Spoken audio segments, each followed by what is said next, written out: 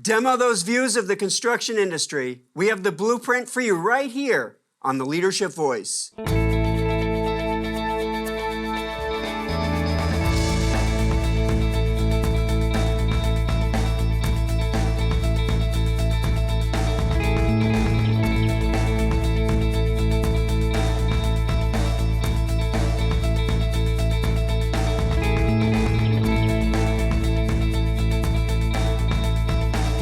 Welcome to the Leadership Voice. I'm your host, Jay Barbuto.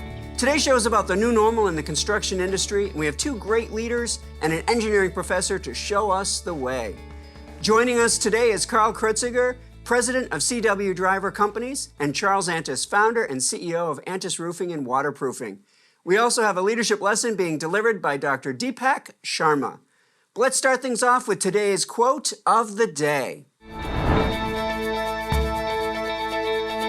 Today's quote comes from Winston Churchill. We shape our buildings, therefore they shape us. Our first guest is Karl Kreutizger. As president of CW Driver family of companies, Karl brings decades of experience in the industry. He is responsible for the overall direction and leadership of three leading construction firms, CW Driver, Driver SPG, and Good & Roberts. CW Driver was established in 1919 and is the longest operating contracting firm in Southern California. Karl also serves as a board member with Discovery Science Center and Home Aid Orange County. Please welcome a great leader and a great person, Karl Kreutizger. Thank you, Jay. Pleasure to be here. Karl, it's great to have you on the show. Why don't we start by telling us a little more about CW Driver and what makes it different from other companies? Yeah, for me, there's a lot of builders out there, but I think one of the things, or a couple things that differentiate CW Driver is one, our longevity. As you stated in the intro, we started in 1919. We're a local Southern California business. It's 103 years old. We've been through wars, depressions, and then just recently a pandemic. And so that really separates us from our competition in how long we've been around. But also for us, we're a commercial builder, K through 12, a lot of higher education, hospitality in those. And I'm proud to announce today, that we're starting the new visual arts complex on the Cal State Fullerton campus, which we've been working on for the last 2 years. So that's exciting for us. And then for me, it's really about the people that we hire. Our people, our passion and our purpose of what we do. And our purpose really is to build better communities and lives together. And that really solidifies our culture in our organization. You mentioned that the longevity of the company, it really has been thriving for such a large number of years. Now, this past 3 or 4 years has been a challenge for a lot of companies. The pandemic actually closed a lot of companies' doors. But some companies were able to survive, and yours is among them. So what were some of the keys for CW Driver to survive the pandemic? Actually, not only did we survive, but we also thrived in the pandemic. Our revenues actually increased by 15%, and that was due to a lot of work we had done pre-pandemic. Some of the things that were a struggle for us really were those interpretation of federal, state, and local agency requirements to make us an essential worker. And so on all our projects that we had to pause and stop. And really with the aid of the agency, AGC in San Diego, it allowed us to get through those. The other thing was just the uncertainty, right? And so we have over 350 employees. When March 17th came and we had to literally pick up our stuff and leave, there was a tremendous amount of uncertainty. And so for me, it was really having one-on-one contact with every single employee that I called over a 1-week period to say, we've got a plan, everything's going to be okay, and if you have any questions, please call me. And so a lot of companies had to shut down, but those companies that were deemed essential were allowed to continue. What made a lot of your projects essential? Was it because of the types of projects you folks were working on? That's exactly right, is that because that we're heavily in the education market, schools had to continue to get built, you know, and civic work and that. So our designation as the type of builder we were really allowed us to keep pushing through on that. And those projects continued through the pandemic. So things we've kind of come out of the pandemic. I think there's still some elements of it still happening, but we're starting to move into this new space. We're calling it the new normal. How do you see the construction industry changing as we go into the new normal? What the pandemic did for construction was really kind of catapult us into a communication mode that was, one, really accelerated and also drove us to a virtual environment that a lot of other companies did. Now, for us, most of our sites really operate virtually somewhat, but our administration staff had never been really able to do that. And so that gave us the ability to create a work from anywhere policy, get people to be productive when they were out, and also provide a lot of support with that. Oh, that's great. So if you were to give, we were thinking about the construction industry, and you'd mentioned earlier before we started that you've been doing this for quite a few years. You've been in the industry for, I said decades. I didn't know how many decades, and you shared there were a lot of decades. Yeah. So if you were to boil it all down for success, what would be three, I want to say 3 do's and 3 don'ts, but let's start with the do's. What would be 3 things that construction companies need to do to really thrive? Well, first and foremost, it's hiring the right people and then getting those people on the right seats in the bus.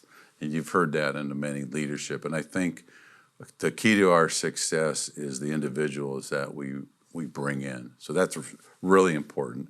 The other thing is make sure you stay in your lane. Do what you do really well and kind of rinse and repeat.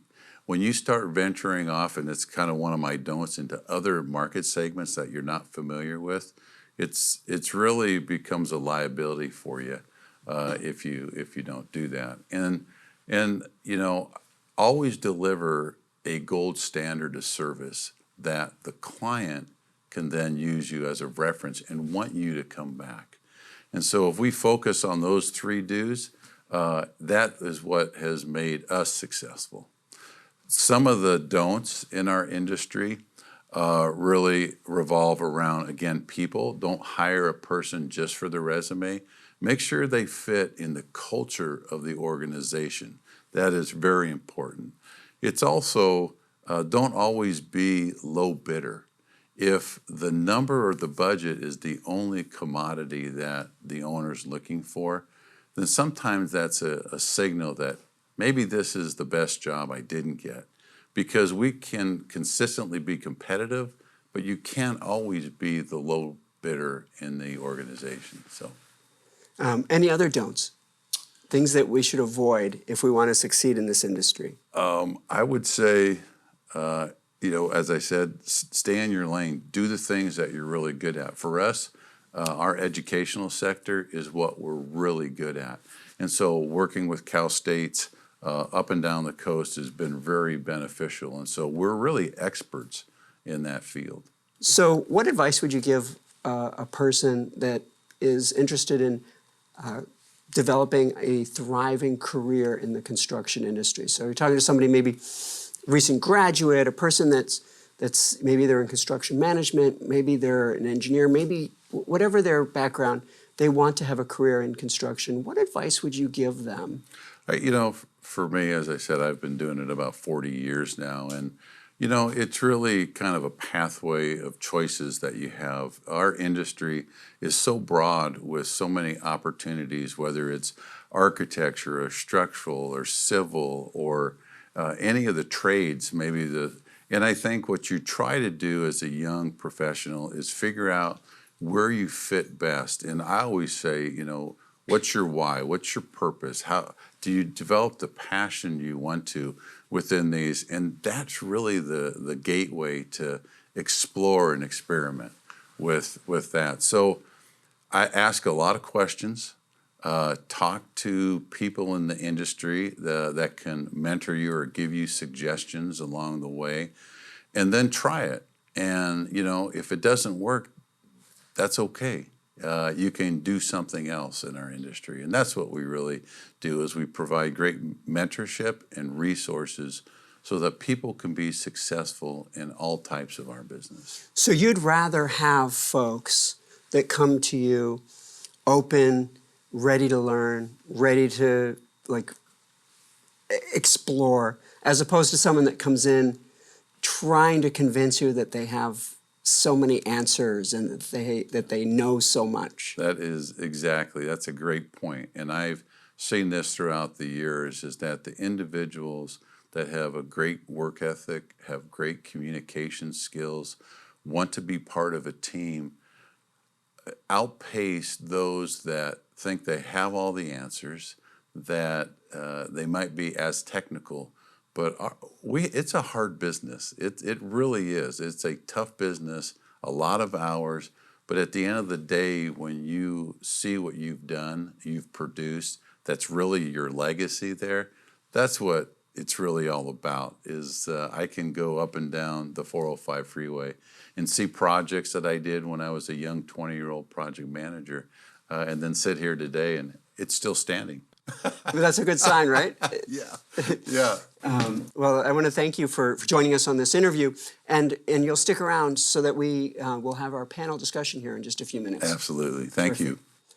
And now it's time for a featured segment of the Leadership Voice. It's today's Did You Know?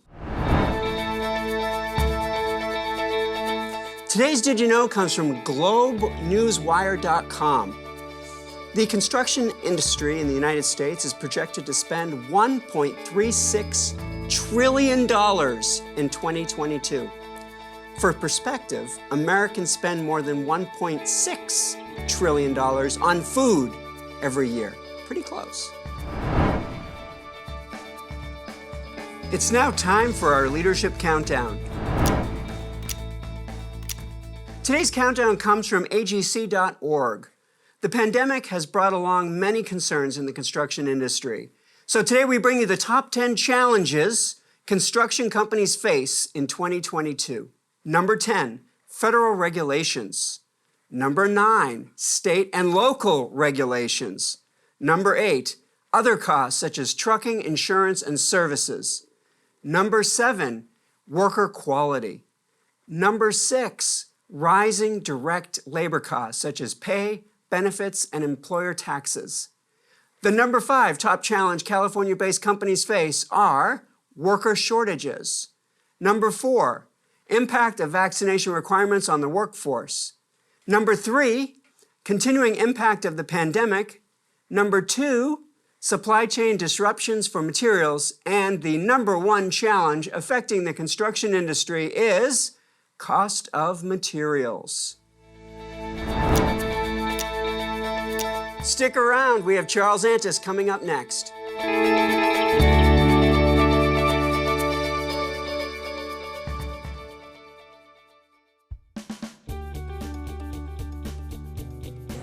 Well, we found here at Honda Center in the Anaheim Ducks that the Center for Leadership brings expertise in doing research, in doing training. The faculty that has come and given the training to our employees does all the research themselves. They're not pulling this information off the shelf. They're out there researching themselves, talking from firsthand experience, and it brings such a level of competency that we, again, don't find from other trainers that are on the market. Well, simply put, is what really differentiates and distinguishes Fullerton and the Center for Leadership, really is your expertise. You guys are able to create customized content for our business based on true research. The faculty from Cal State Fullerton, obviously they're professors of their field. They have deep knowledge and research, but also, aside from the theory, they really bring in some practical examples, and they bring in a lot of interactive activities. The Bringing Learning to Work initiative is our way of meeting the needs of Orange County businesses and communities. When our clients ask the Center for Leadership to come to bring learning to work, the clients know that they're getting cutting-edge information, the latest thinking in the field, but they're also getting world-class training. Welcome back to the Leadership Voice. Let me introduce our next guest, Charles Antis. Charles began his successful career in the roofing industry in 1984. Since then, he has become one of the most trusted names in the Southern California roofing industry, as well as a philanthropic leader in the community. He is a member of the board of directors for Orange County chapter of Habitat for Humanity, and his company has donated every roof installed of every home built by Habitat OC since 2009. So please welcome a great person and a great leader, Charles Antis. I am so happy to be here again, Jay. Thank you for inviting me. Charles, we want to talk a little bit about your role in the roofing industry, and I've got lots of questions, but why don't we jump right in and let's talk about Antis Roofing. What makes Antis Roofing a different type of roofing company? Well, Antis Roofing is unique because we only serve first HOAs. For the last 34 years, 99% of our client list are homeowners associations up and down the coast. So if you live in an HOA community and you vote on your roofing as a whole, you're gonna see our trucks there, and we're gonna keep you safe and dry. But that second thing I said is another unique thing about our company, that we keep you safe and dry. I told you a story that's in our logo, 30 years keeping families safe and dry. We are storytellers. And for a roofing company or any company to tell why you show up and why you do what you do is so important today. So let's talk about the industry, because the roofing industry is such a high turnover industry. There's so many companies come in and they go out of business. They come in, they have a couple years of success, and then they go out of business. Your company's different. You've really survived. So what has changed in the industry over the past 10 years? I'll give you the exact stat. I've been on the National Roofing Contractors Association board. I'm now on the Roofing Alliance board, and we can see certain views. Here's the stat. 3 out of 5 roofing companies that start their business this year will be out of business within 3 years. There's a heavy fail rate. And so what the change is this. We definitely feel this flex right now since COVID. We have challenges with labor and materials, but the change is positive. The positive change is the roofing industry, much like it's happening at Antis Roofing, is discovering the power of our stories, what we can do together for our people inside our company, but also what we can do outside in the community. And those are some of the stories that I really like to tell, like why I'm wearing these socks. I don't know if I can get them high enough where the camera can see them, but these socks have meaning, and I put them on every morning, and they relate to, the first reason I ever put them on was so the National Roofing Contractors Association contractors across the country would adopt every roof of every Ronald McDonald house.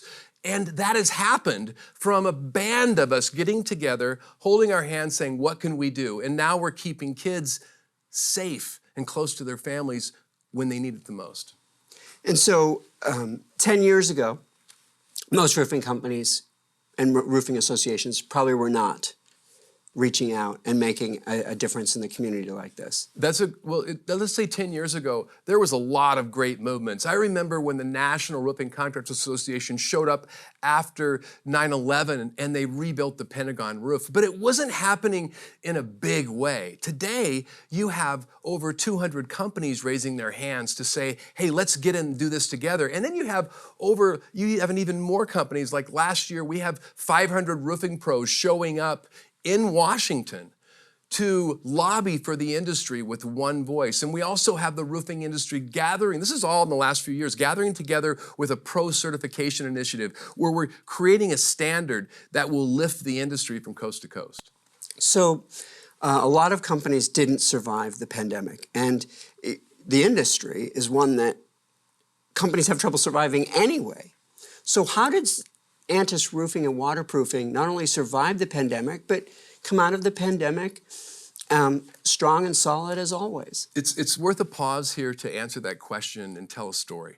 Because I was I'll be honest. I'll tell my team when I'm a little bit scared. Sometimes I think it's important to show your vulnerability today. And when the pandemic occurred, I was concerned that we've been doing all this giving, and does this still matter? Does this what matters today? Everything's shifted. People's fears are different. And in that moment, when the Habitat builds were shut down, and the Meals of Love at Ronald McDonald House, which we also like to do, were shut down, and we couldn't move, Susan DeGrassi, my COO, said, "Charles, there's food insecurity." Now, I've heard that before, but what's food insecurity really? There's really people in Orange County that don't have enough food to eat? And she said, yes, over 20%, and it's getting worse. And so when the pandemic occurred, Antis Roofing said, what else can we do? And we ended up filling the Second Harvest Truck Brigade slot every Wednesday at 2 o'clock, because it was the hardest to fill, where we would get our trucks down there and take food to the senior citizens who didn't have enough. And the very first day I did it, I didn't want to go. I mean, I wanted to go, but I wasn't comfortable. And I remember I carried this box of food up into the second story of this condo, not knowing what's going to happen. And I knock on the door and I hear a voice asking me to come in. Now, we weren't supposed to go in then. We're supposed to separate, but I knew I needed to. I walked inside this woman's apartment. I set this big box of food down on the chair, and then I felt her coming toward me, and I looked, and I saw this old, thin nightgown with this woman in it, and she was saying something, and I finally realized she was saying, "Bless you, bless you, bless you." And it was hitting me like darts, like I wanted to turn and get out. And as I set the box of food down, I looked up at her again, and suddenly, for the first time since the pandemic, it hit me like, whoa. And in that moment, I can only say that I felt what she was giving me. I felt blessed. I felt awakened in the moment, like, oh, I get it. Yes, we are still supposed to serve. And not long after that, Wing Lam called, and you know that story. He called and he said, "Charles, I've got burritos. I've got all this food that's failing. They closed our restaurants. What can we do? I think we can take it to police, hospitals, and fire, and we can take care of the frontliners." And we started the California Love Drop, and that became who we were. We've done over 300 drops. We're still doing one. I'm going to be on the Heidi and Frank show on Friday talking about the love drops we've done this week, and that's made a huge difference. Not just outside the company and the community, but I'm relevant. Our team is relevant. We know our stories are being heard and they matter inside the company. And so our unity's never been stronger at a time when we need it the most. I mean, the great purpose that you exhibit when you talk about it, the excitement in your voice, the care that's so evident. I think that's one of the reasons why so many people associate your company with such good in the community, and I think that's caused some great positive equity, social equity in the community. There is what you just said. There is an equity that's leverageable. Now we use it to leverage to whoa, what can we do now? How can we help more people? But no, there is a real brand equity that we never had before. The industries have been changing. The roofing industry has changed. But now we're getting into this new normal. And we start thinking about, well, what's it going to take to succeed moving forward? What's it going to take for a roofing company to really shine and really succeed moving forward? So folks watching today's show, they want to know, what's it going to take in the new normal to really succeed? Like, where are things headed? Well, I was in a conversation yesterday with Greg Bloom, Senior VP at Beacon Supply, one of the largest supply companies in the roofing industry.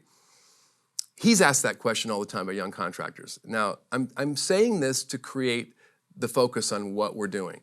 He says he asked those people to look at Antis's website. Now, these are roofing professionals.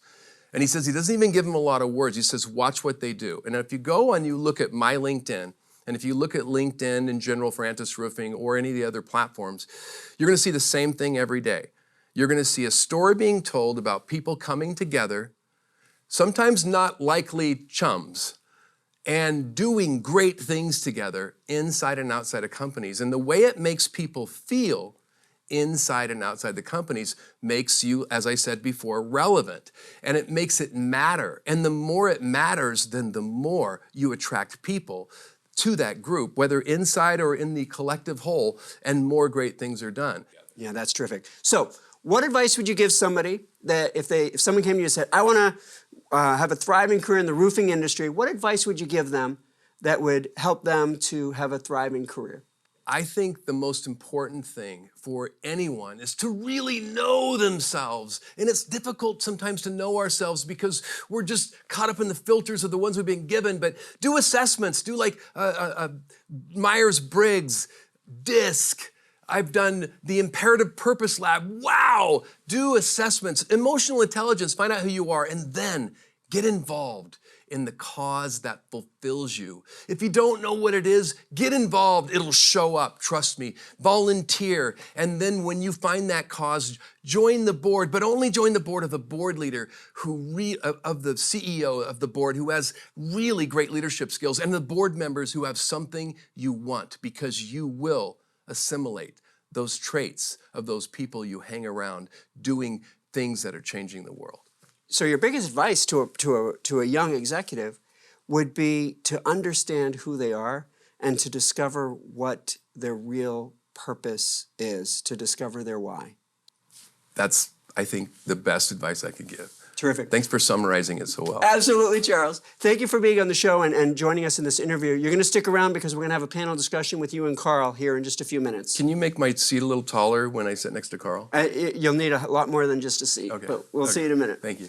It's now time for our leadership example. Today's leadership example comes from Associated Builders and Contractors. Here are the 20 top performing construction contractors in the United States.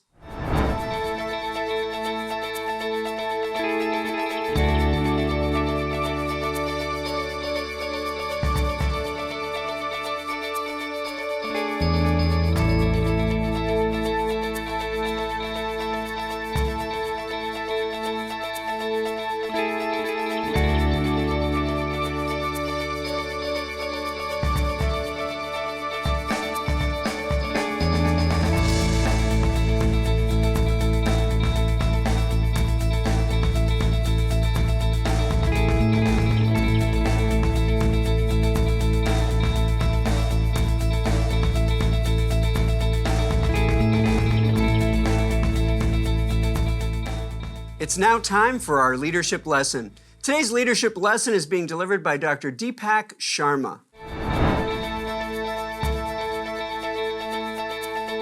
I am Dr. Deepak Sharma, and here is today's leadership lesson. Dealing with uncertainties is a norm in the construction industry. But the COVID-19 pandemic brought enormous uncertainties that required changing how the industry used to work. Recently, we surveyed the top 300 E&R construction companies and asked their senior leadership about COVID-19 and its impacts on their organization. According to the participants, the biggest challenge faced by the industry is workforce shortage. The skilled labor shortage is the most prominent issue, followed by an acute shortage of construction professionals. The second biggest challenge is inflation.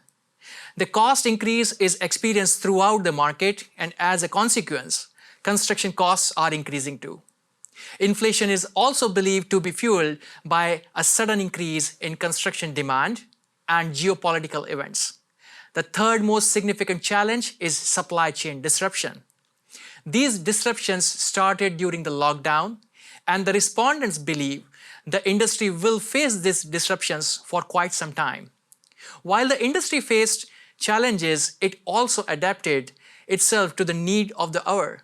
Here are the top 3 positive changes the industry has embraced as a new normal. First is the technological advancement. The industry has accepted technologies that enable working virtually, collaborating remotely, and inspecting without visiting sites. The industry has also increased its use of gadgets and apps that locate and identify personnel. The dependence on technology has reduced travel for several project participants, and it will be a new normal. Safety is the second most significant positive change. Participants hailed cleaner workspaces and improved sanitization as a COVID-19 outcome. The respondents were also upbeat about indoor air quality improvement, frequent testing, self-isolation, vaccination, and use of masks. Besides this, the industry is also leaning towards psychological aspects such as mental health, care, and self-awareness. The third most significant positive change is the operational change. These changes are reduced travel, working in open spaces, social distancing, and outsourcing administrative tasks. The survey of the top 300 ENR construction companies has provided insights into what worked for them. I'm very optimistic that these will work for other companies as well. I am Dr. Deepak Sharma, and this has been today's leadership lesson. Thank you, Dr. Sharma, for that informative leadership lesson.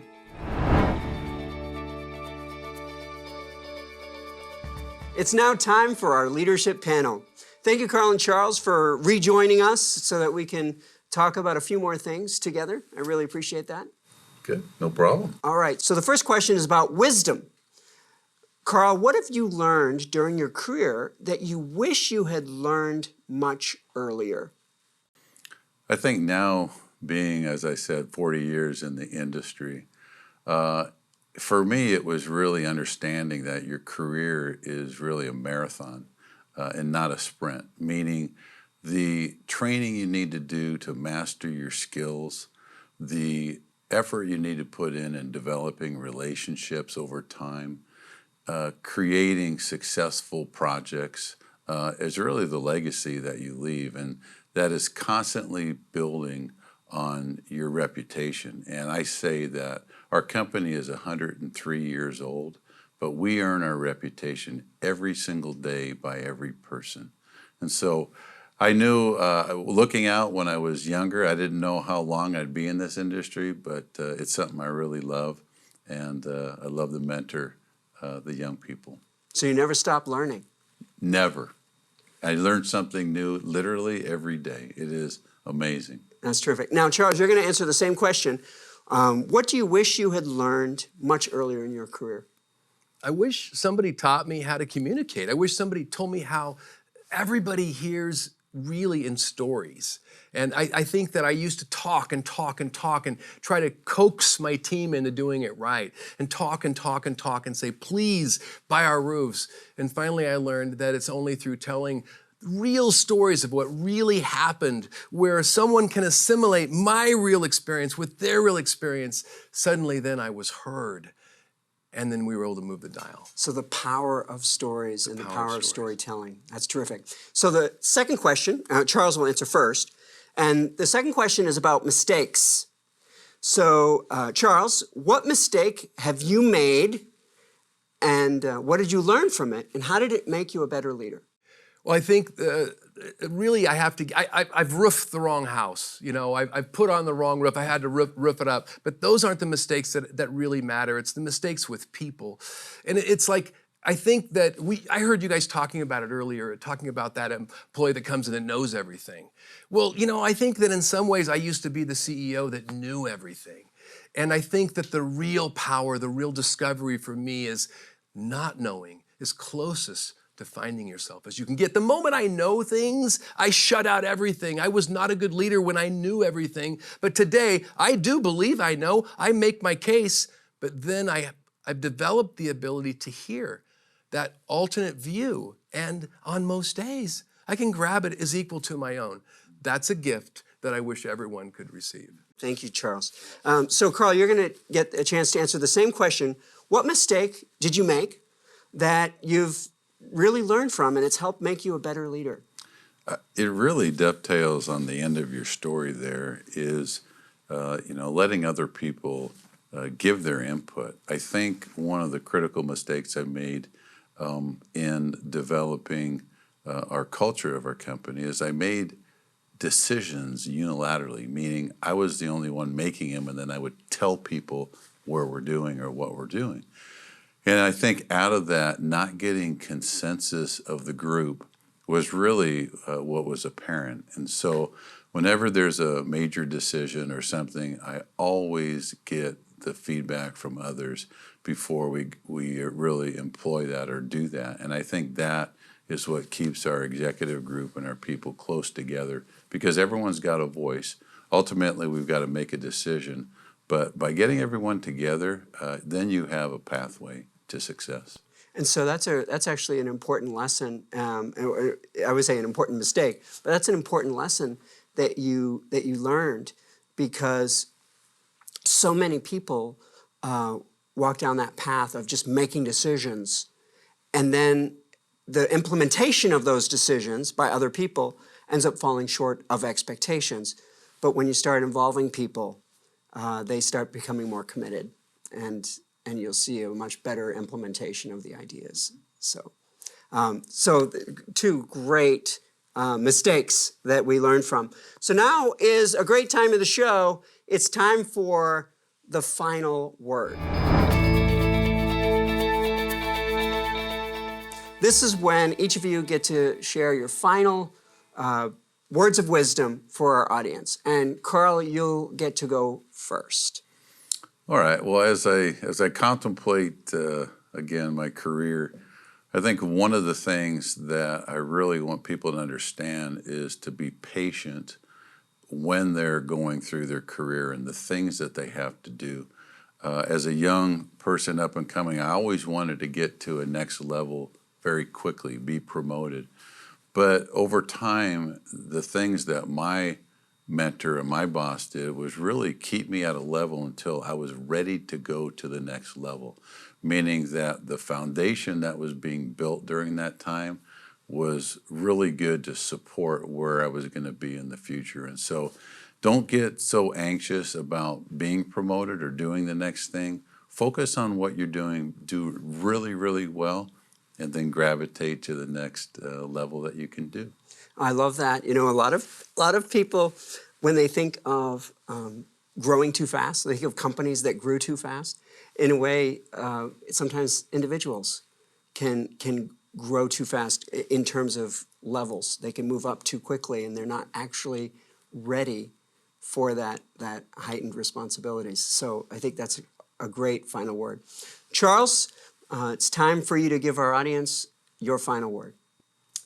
My final word is to squash the word no. Eliminate the word no from your vocabulary and always think toward a maybe. And if you go back to any of the stories that I tell, like the first roof we gave away where the little girl pulled me into her room where she slept on a moldy mattress, it was impossible for me to donate that roof in that moment.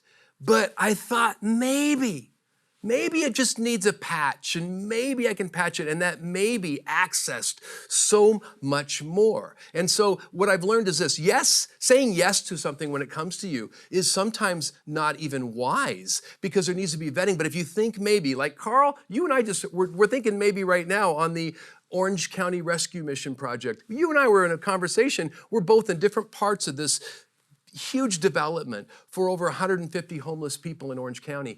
And although it was insurmountable with the multi-millions, we were able to eventually, after hearing it, come up with one thing that we think we can do. You're building some buildings. I'm installing one of the biggest roofs, along with a lot of partners, only because we got to the maybe. No was the clear answer. There's nothing there to say yes to. Yes was impossible because the give is well beyond my capacity, but maybe opened up a community of people to come together and find a way to get it done. And by the end of the summer, I believe we'll have a new roof on the largest building in that place. So finding a way to remove no from your vocabulary. Maybe's a magic word. It's that in between. You know, yes is just, you can't get to it. But maybe opens the door and keeps everything open, all the collaboration open. And there you have it, our final word. Thank you, Charles and Karl, for joining us on today's show. If you have a question or need advice, connect with us by email, leadership@fullerton.edu, or by Twitter @CSUF_leadership. Well, that about does it for today's show. Today we explored the new normal in the construction industry. Thank you to our two guests, Charles Antis and Karl Kreutizger, for joining us. And also thank you to Professor Sharma for delivering today's leadership lesson. Join us each episode of The Leadership Voice as we bring you insights to guide your leadership development. I'm Jay Barbuto, and on behalf of the Center for Leadership at Cal State Fullerton, we'll see you next time right here on The Leadership Voice.